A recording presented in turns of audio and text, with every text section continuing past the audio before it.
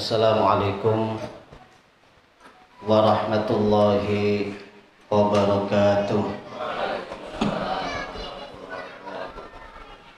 Bismillah, alhamdulillah,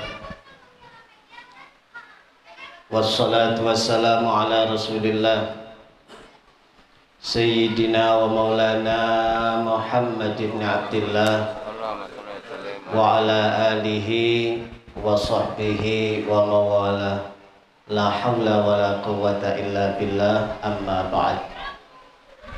Rabbi shrah li sadri wa yassir li amri wahlul 'uqdatam min lisani yafqahu qawli. Para habaib, para alim ulama, para asatid yang sama-sama kita hormati dan kita muliakan, khususnya Sahibul Maqam wal Majlis Al-Habib Abu Bakar bin Ja'far Al-Kaf dan Al-Habib Iyas Mahdi Barakbah, mudah-mudahan keduanya dipanjangkan umur oleh Allah Subhanahu wa Ta'ala dan bisa memberi keamanan buat kita semuanya, dan mudah-mudahan kita dikumpulkan dengan keluarga Nabi Muhammad sallallahu alaihi wasallam. Amin amin ya rabbal alamin. Al Ustadz Hasbullah dan para asatid yang lain, tanpa mengurangi hormat saya, mudah-mudahan dimuliakan oleh Allah Subhanahu wa Ta'ala. Amin ya rabbal alamin. Tokoh masyarakat, para sesepuh, hadirin dan hadirat, khususnya segenap takmir musalla Raudhatul Muslimin dan para takmir musalla Bapak Haji Sodikun, Bapak Adil Saleh, dan Masjid Al-Hidayah Pak Dian, mudah-mudahan semuanya dipanjangkan umur oleh Allah Subhanahu wa Ta'ala. Khususnya juga tidak ketinggalan Bapak Haji Ahmad RT yang lagi nyorot saya ini.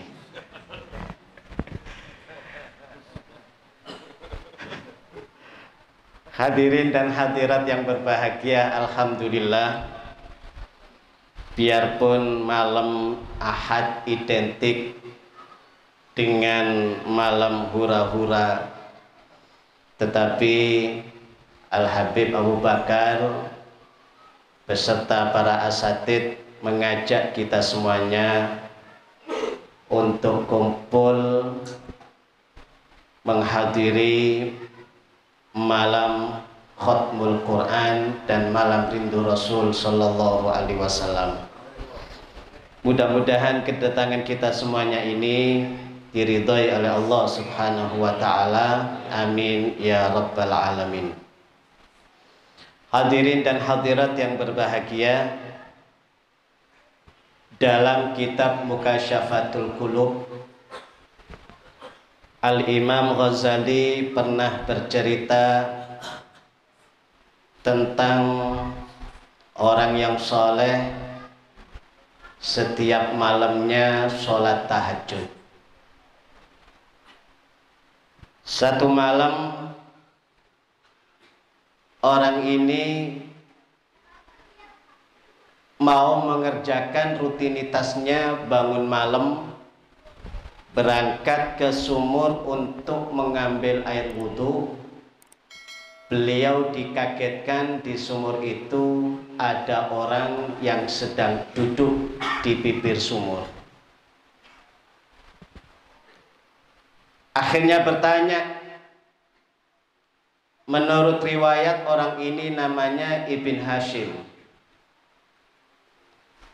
Assalamualaikum. Dijawab, waalaikumsalam.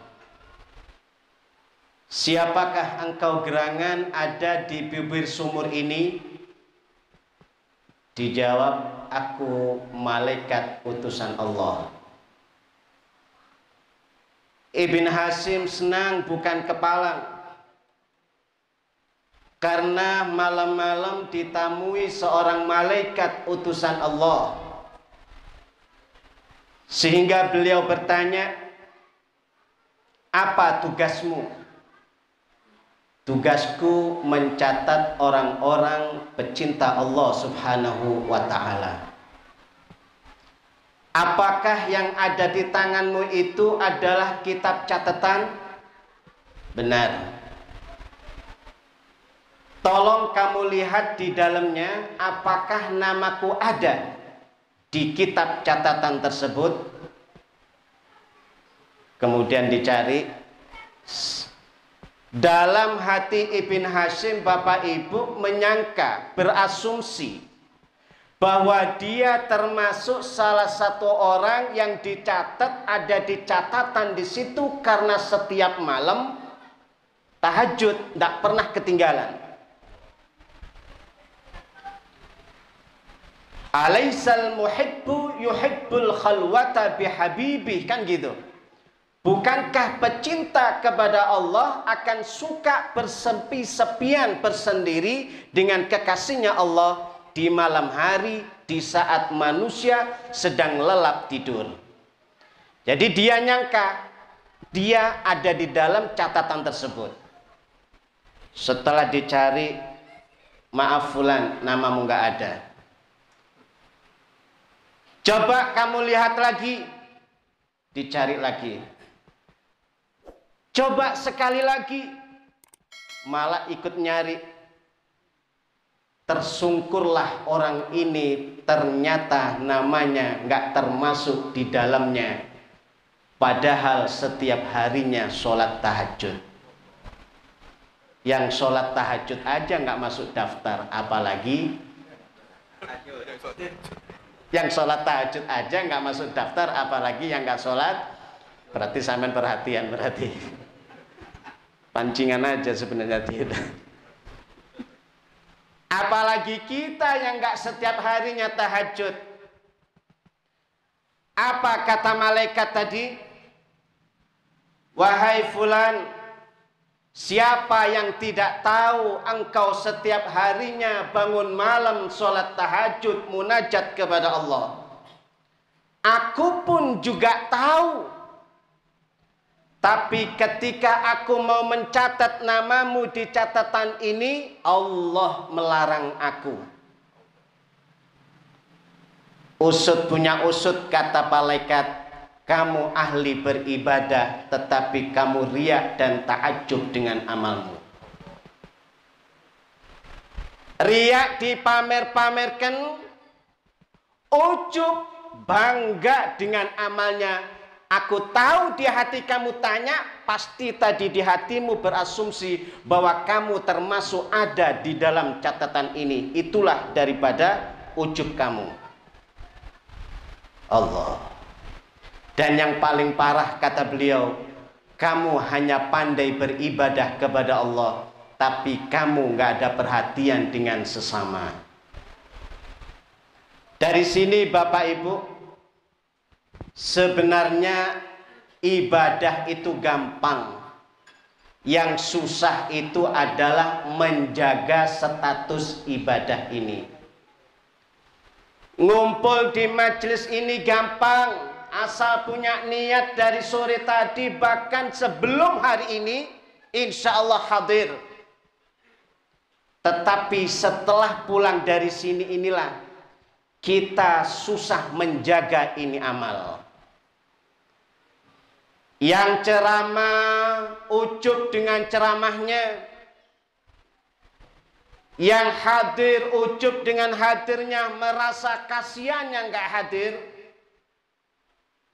Ini semuanya bisa menghapus amal-amal kebaikan kita, apapun bentuk amalnya. Wal'iyadu billah min dzalik. Kadang-kadang Bapak Ibu kita ini tasonnuk, pura-pura. Kalau diibaratkan itu seperti anak kecil make baju Superman. Tahu? Superman, padahal dia bukan Superman. Itu kita kadang-kadang. Iya Bang Nggih. Merasa kita ini tokoh masyarakat padahal belum pantas ditokohkan kita ini. Merasa kita ini ustadz padahal nggak pantas diustadkan. Kayak seperti anak kecil pakai pakaian Superman. Tuh lihat bagaimana Uwais Al-Qarni. Beliau ini orang luar biasa Bapak Ibu. Tapi nggak dikenal al-imam, nggak dikenal al-alimul allama. Dikenal apanya? Al-majnun. Dikenal gilanya. Kita bangga dikenal ustadz padahal nggak pantas. Kita bangga dikenal adai padahal nggak pantas. Kita ujub dengan kita dikatakan tokoh masyarakat padahal nggak pantas. Tuh lihat bagaimana Imam Uwais Al-Qarni pantas disebut imam, pantas disebut al-alimul allama. Kedudukannya jangankan orang biasa, sekelas Umar bin Khattab pun dimintain suruh doa kepada Uwais Al-Qarni, tetapi beliau ridho dikenal dengan sebutan al-majnun, gila. Ini urusan hati Bapak Ibu. Maka dari itu ridholah hati kita menjadi orang yang gak populer. Ridholah dengan orang seperti kita, orang yang gak dikenal. Semakin kita mendenggelamkan diri, semakin kita akan dikenal oleh Allah Subhanahu wa ta'ala. Hati-hati Pak. Kadang-kadang ujub itu datangnya gak seketika loh Pak. Ujub itu kadang-kadang 2 tahun, 3 tahun yang akan datang. Ya Bang Ge? Ada satu orang datang cerita masalah umroh. Wah seneng kan umroh haji. Ini cerita. Ini waktu itu foto ini ada di Arafah. Makan pedes akhirnya ikut Makkah. Pedes. Ya, seneng. Kebetulan yang diceritain ini hajinya udah 5 kali. Nggak mau kalah, nggih Pak. Tolong ambilkan siwaku yang haji kelima kemarin. Nah, apa tujuannya ngomong kayak gitu? Hati-hati Pak, kita kadang-kadang terjebak yang kayak gitu-gitu itu. Ya Bang Ge. Hati-hati. Ini akan menghapus amal-amal kita. Ya Allah, mudah-mudahan barokah Quran, ngumpul sama para habaib, para alim ulama, hati kita dibersihkan oleh Allah Subhanahu wa taala. Amin. Kalau yang ada di belakang insya Allah aman ini. Ya, yang di sini-sini ini parah ini Pak, ini parah ini. Golongan yang ngomong termasuk ini. Ya Allah, yang bagian imam, khotib, ini bahaya ini. Ibu-ibu aman, asal jangan ngomong sendiri. Ya Allah, la haula wala quwata illa billahil azim. Mudah-mudahan semuanya selamat, amin. Ini penyakit hati, ini maksiat bahaya Pak, maksiat yang paling bahaya. Dari sini Al-Imam Ghazali memberikan tariqah daripada kehidupan kita semuanya ini sesuai dengan situasi kondisi masing-masing. Di antara kita ini ada yang menjadi orang alim, jadilah orang alim yang benar. Lillahi ta'ala. Bukan karena amplopnya, tapi karena isinya. Sama aja. Walhasil hati-hati ya Allah. Parah Pak. Jadi ustadz, jadi ulama itu parah. Mendingan jadi orang biasa. Nggih. Mendingan jadi orang biasa. Ada lagi statusnya menjadi muta'alim. Kalau saya sih ngasih pilihan enak menjadi muta'alim. Insya Allah kita semuanya santri, amin. Makanya kita hadir ada di sini, status kita semuanya adalah santri. Kepingin belajar bersama-sama. Ini Imam Ghazali menyatakan di sini,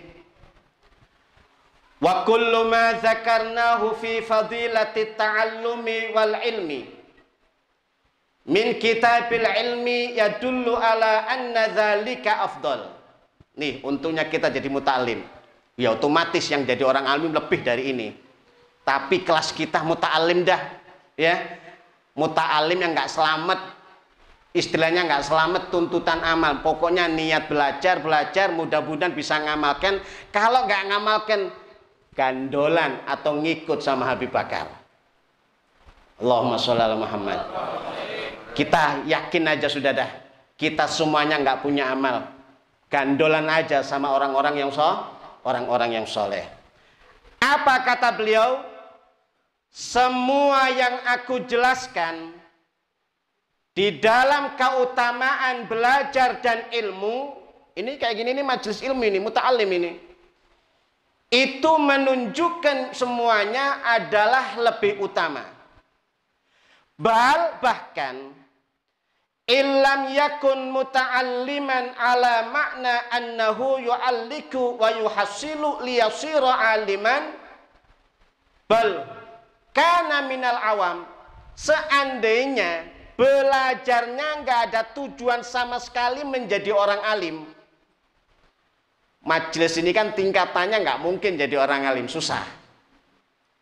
Karena majelis satu minggu sekali, kadang-kadang itu pun 1 jam. Dan kadang-kadang hadir itu kadang-kadang benar orangnya di sini, tapi pikirannya ada di kalkulator. Itu tadi berapa hasilnya tadi ya? Pikir. Makanya jangan heran sekarang hadir majelis, pulang nyampe ke rumah ditanyain sama mamanya, apa tadi ngajinya Pak? Nggak tahu.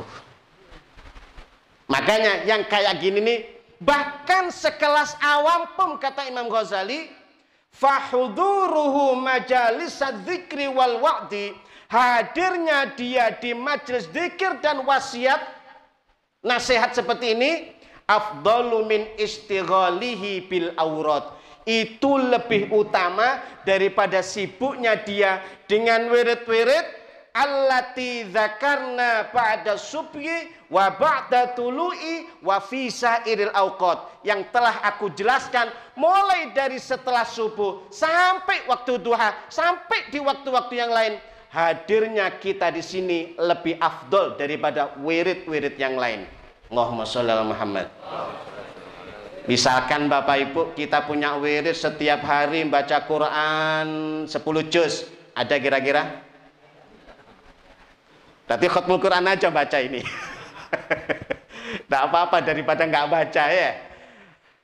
Misalkan kita punya kayak gitu, hadir di sini mulai jam 8 sampai pulang, kata beliau afdol, lebih utama. Allahumma sholli ala Muhammad. Beliau mengutarakan satu hadis yang sudah terkenal Bapak Ibu. Kita semuanya sudah tahu. Inna hudura majlis dzikrin, sesungguhnya menghadiri majelis zikir, afdalu, lebih utama, min sholati alfi rakaah, daripada mengerjakan sholat sunnah sebanyak 1000 rakaat. Ayo siapa diantara kita nggak usah 1000 rakaat, 500 rakaat aja dah, angkat tangan. Nggak ada, jujur. Termasuk yang ngomong, tapi hadir ada di sini bukan sama Bapak Ibu, afdol, lebih utama daripada sholat 1000 rakaat. Alhamdulillah. Makanya harapan kita satu-satunya bukan dapat makanan, bukan dapat wadah kopi, mudah-mudahan diridhoi oleh Allah. Itu camkan baik-baik dalam dari hati kita, hadir ada di sini. Kemudian Ka'ab al-Ahbar, ini juga terkenal, mungkin kita pernah dengar. Lau anna thawaba majalisil ulama, seandainya pahala majelis-majelisnya orang alim seperti gini nih, badalin nas, bisa ditampakkan kepada manusia, laqtatalu alaih, maka mereka akan saling membunuh, berperang, kepingin menghadiri majelis ini. Karena rebutan. Seandainya pahala ini ditampakkan sama Allah seperti uang, misal. Ya. Jadi takmir mushola Raudhatul apa tadi? Muslimin. Raudhatul Muslimin ini, bapak-bapak, ibu-ibu, habis isya nanti majelis zikir, malam khotmul Quran dan lain sebagainya. Insya Allah setiap orang dapat 10 juta. Jebol musola ini Pak, jebol. Ya Bang, 10 juta. Pastilah tatalu alaih kepingin berebut ada di dalam. Cuma karena nggak ditampakkan. Makanya kata-kata lau, seandainya. Sampai mereka apa? Hatta yatruka kullu di imaratin imaratau. Orang yang punya kantor akan ditinggalkan kantornya. Wa kullu di suqin suqoh. Yang punya pasar ditinggalkan. Bukan punya toko lagi, pasar. Kalau toko kan satu kota, ini pasar punya dia. Misalkan pasar hari ini untungnya berapa? Kita ke pasar ada satu hari 10 juta. Halo, atau sebaliknya malah rugi? Karena habis dengan biaya operasional. Kalau kelas yang sebelah ini lain, beda ini. Nggak ada ya, 500 misalkan.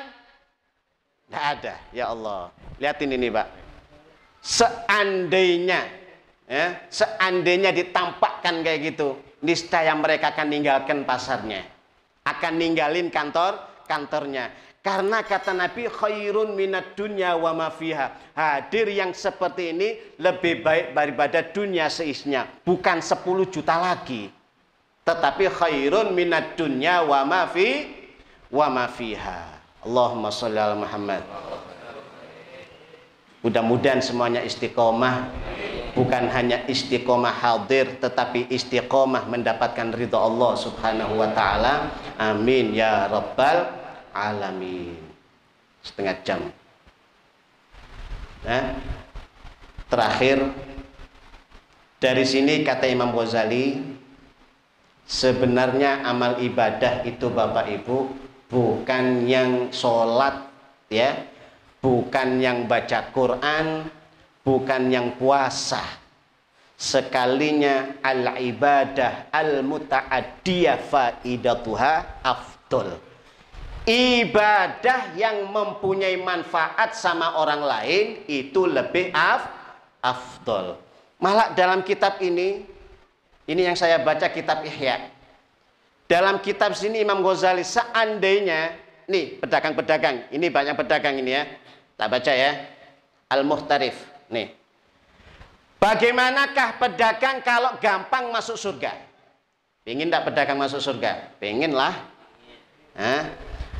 Yang jelas kalau masuk jangan lupa baca doa la ilaha illallah wahdahu la syarikalah lahul mulku walul hamdu yuhyi wa yumitu wa huwa ala kulli syai'in. Biasanya baca apa kalau masuk pasar? Baca doa enggak? Nah, semenjak ini kita baca ya.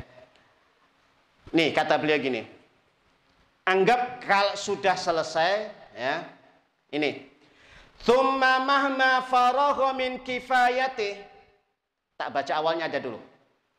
Falaysa lahu ayyudayyi'al iyal wa yastahrikal awqat fil ibadah. Orang yang biasa punya penggawaian, pekerjaan ke pasar, ke kantor, nggak boleh menyanyiakan, apalagi di saat itu diperlukan sama yang di rumah. Harus berangkat. Harus berangkat. Makanya kata Imam Ghazali, bal wirduhu fi faktis sinaati khudurus suq. Bahkan termasuk wiridnya harus berangkat ke pasar. Itu termasuk wirid.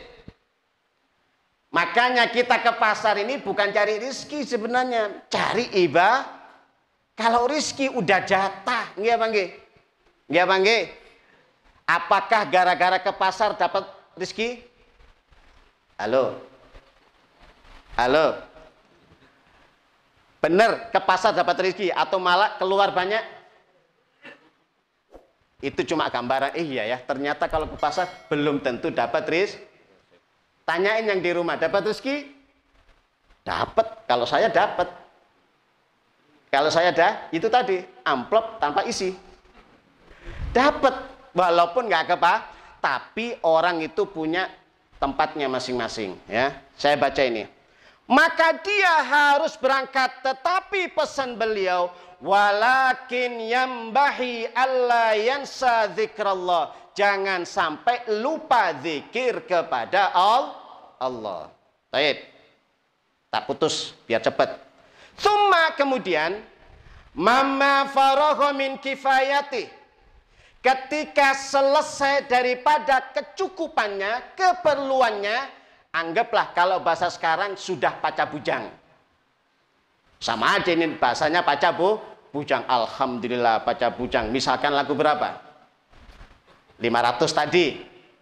Misalkan 500. Apa wasiat nasihat beliau? Yambahi ayyauda ila tartibil aurat. Udah cukup di situ aja. Kira-kira pedagang sama ndak ini? Aduh Ustaz, ini rame-ramenya. Tapi kalau menurut beliau, yauda ila tartibil aurat, kembali ke wiridnya. Kalau memang baca Quran, kalau memang sholat, kembali, tinggalin. Kembali. Loh, biar tahu. Yang namanya nasihat itu pahit, Pak. Kalau manis itu bukan nasihat namanya. Pujian itu. Kopi, bilang Habib. Ini kadang-kadang kita ini nggak paham. Waduh, ini Ustadz kok nyindir. Enggak. Pingin selamat bareng-bareng. Nggih. Apa kata Imam Ghazali? Ini inget-inget ini. Ketika kamu sudah mendapatkan pacah bujangnya dan cukup untuk yang di rumah, malah kadang-kadang biar nggak ke pasar cukup deh kayaknya kita ini. Karena tabungannya banyak. Berarti nggak perlu ke pasar. Sebenarnya saat itu bukan wiridnya masuk ke pasar. Itu aja udah apa? Nggak tahu dah ya.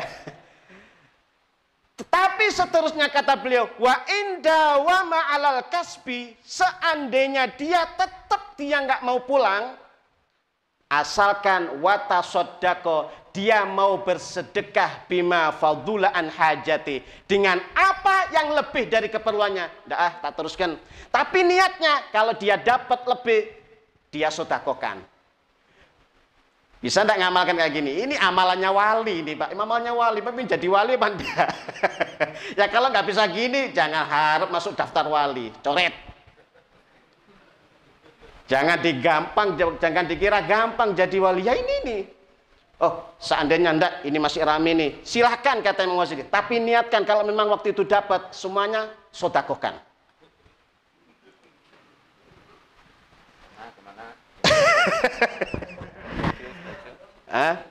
Ini bab rubu'il munjiat ya, rubu'il ibadat. Apa kata beliau? Kalau memang bisa sanggup demikian, fahuwa afdalu min sairil aurat allati dzakarna. Itu lebih afdal daripada wirid-wirid yang aku jelaskan. Kenapa? Karena gara-gara tadi lebih manfaat sama orang lain. Karena sodakonya manfaat kepada orang lain. Makanya teruskan kamu kerja. Kalau perlu kamu paling kaya, asalkan kekayaannya untuk orang lain. Pasti akan dikenal wali dia. Orang ini loman, masya Allah, loman betul. Kayak Hatim Al-Asam kemarin. Iya Bang ya? Tak teruskan ya. Kenapa demikian dikatakan afdal? Li'annal ibadatal muta'addiyata, karena ibadah yang mempunyai pengaruh faidahnya kepada orang lain itu anfa'u minal lazimah, lebih manfaat daripada ibadah yang untuk dirinya saja tapi nggak pengaruh sama orang lain. Maka dari sini kesimpulannya Imam Ghazali, nggak panjang-panjang. Kalau ingin panjang ya harus duduk bersama lah ya. Ini waktunya sudah terlambat ini. Waqad fahimta, kesimpulannya sekarang kamu faham. Mimma zakarna, dari apa yang aku jelaskan, annahu yuqaddamu alal ibadatil badaniyati amroni, bahwa di antara sekian ibadah yang berbentuk badan itu ada dua perkara yang diunggulkan. Ini masih gak tak sebutkan, masih orang muta'alim sama orang pedagang. Bagaimana kalau orang menjadi pejabat? Kata Imam Ghazali, ibadahmu cukup yang wajib aja, kata beliau. Alal maktubah, iktisar alal maktubah, yang lain perhatikan rakyatmu, itu lebih afdol. Yang jadi pejabat misalkan, Jadi yang penting sholat 5 waktu sama rawatibnya, yang lain itu buat ngurusin rakyatnya. Itu yang diamalkan oleh salaf kita, termasuk Umar bin Khattab radhiyallahu anhu. Apa 2 perkara yang diunggulkan? Yang pertama kata beliau al-ilm, ilmu. Kenapa? Ilmu kita ajarkan, kita belajar dari ilmu, akhirnya semuanya selamat. Makanya termasuk ibadah yang diunggulkan ilmu di antara kita malam hari ini, yaitu belajar bersama-sama. Dan yang kedua yaitu ar-rifqu bil muslimin, yaitu berbuat lemah lembut baik dengan umat Islam. Artinya apa? Punya duit, sedekah, nolong orang dan lain sebagainya. Maka 2 hal inilah ibadah yang diunggulkan daripada hanya murni sholat tahajudnya 1000 rakaat tapi nggak ngurus sama tetangga. Misal baca Qurannya 1 hari khatam 3 kali tapi nggak ngurus sama orang, percuma. Mendingan dibalik, ngurus sama orang, ibadah sunnahnya sedikit. Maka menurut beliau 2 hal inilah yang ditekankan untuk sama-sama kita amalkan. Ya minimal kita ini apa? Belajar bersama-sama dengan niat ngajar lagi, minimal anak dan istri kita. Arifik kalau kita mampu bantu. Kalau memang kita mampu untuk nolong dengan semampunya. Insya Allah 2 hal ini bisa kita amalkan. Kita termasuk orang-orang yang diangkat derajatnya oleh Allah Subhanahu wa Ta'ala, dengan catatan hatinya tidak boleh riya dan ujub. Udah dah, orang mau muji mau enggak terserah dah urusannya. Yang penting fokus aja lillahi ta'ala. Dikasih kritik, didengerin kalau memang ada manfaatnya. Kalau memang enggak, ya berarti terus. Enggak usah baper-baperan. Ya, mudah-mudahan hati kita selamat oleh Allah Subhanahu wa Ta'ala, dikasih selalu bersih oleh Allah Subhanahu wa Ta'ala. Amin ya rabbal alamin. Bapak Ibu yang kami hormati, mungkin ini saja yang dapat kami sampaikan. Mudah-mudahan manfaat bagi pribadi ulun khususnya dan kita semuanya. Amin ya rabbal alamin. Hadza wal afu minkum. Wassalamualaikum warahmatullahi wabarakatuh.